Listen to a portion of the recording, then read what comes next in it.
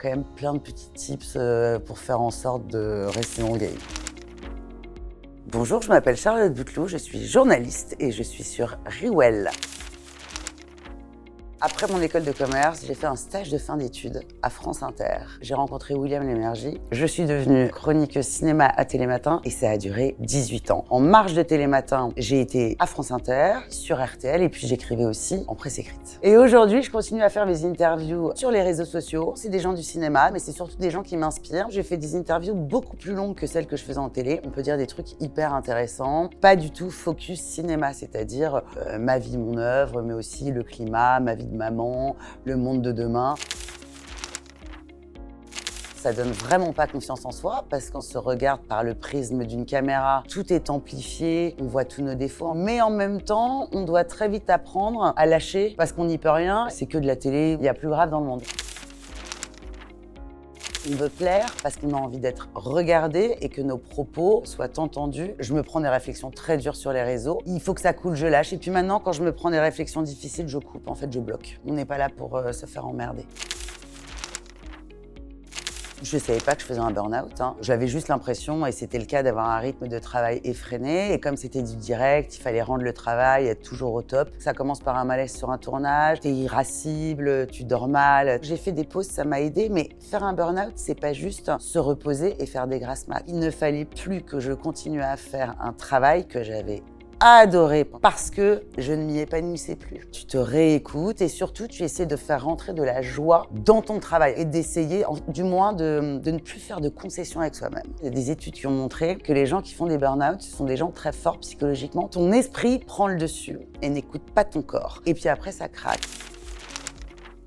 Maintenant, je m'écoute beaucoup plus moi, ma petite voix intérieure. Je pourrais plus accepter un job ou un truc si je sens que ça va contre ma nature ou si ça ne m'épanouit pas un minimum, parce que sinon, je sais que je vais le payer derrière. Je m'écoute.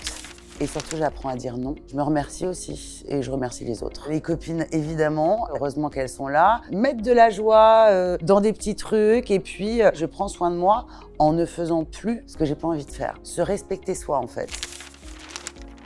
Tous les grands films d'amour qui font pleurer, Les Gens d'automne, Sur la route de Madison, Two Lovers, César et Rosalie, La femme d'à côté. Savoir dire non. J'essaie de l'apprendre à mes filles. J'aurais gagné tellement de temps si j'avais su dire non plus tôt. Et surtout, être la boss de sa vie. On a fait des erreurs, on a pardonné aux autres, mais on avance et on sait, à défaut de savoir où on veut aller, on sait où est-ce qu'on veut plus aller. On se recentre, on s'écoute, on dit merci et surtout, on fait rentrer de la joie. Bon, on va pas se mentir, je le vis pas hyper bien. Après, il faut lâcher. Ça veut pas dire se laisser aller, ça veut dire lâcher prise. Personne ne remonte le fleuve, tout le monde le descend. Mais on a quand même plein de petits tips pour faire en sorte de rester dans le game. Depuis toute petite, j'ai toujours kiffé ça en fait, le maquillage, les crèmes. Alors que j'avais une maman très nature peinture, très chic, mais pas du tout sophistiquée. Dans une autre vie, j'aurais pu fonder une marque de cosmétiques ou bosser dans la cosméto. Je teste plein de trucs, des derniers lasers aux derniers soins. J'ai un frigo, tout un étage, c'est les rollers, le gua sha, les globes pour décongestionner, mes crèmes, mes sérums. J'hésite même à me monter un TikTok spécial Charlotte a testé, c'est à l'étude.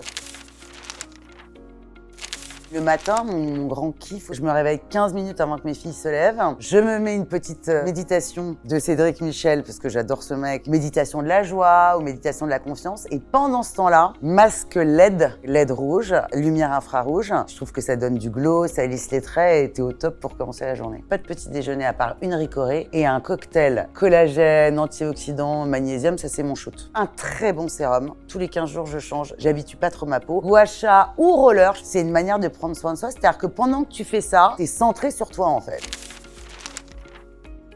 Sport, je suis très mauvaise élève, mais j'essaie d'être régulière quand même. Je suis plus dans le sport bien-être. Je nage 3 fois par semaine. Ce qui compte, c'est la régularité. Je sors le chien, pas des grandes marches, mais je marche. Mon meilleur tips bien-être, toujours voir le verre à moitié plein. Sinon, c'est un bon sérum. Jamais sans mon sérum.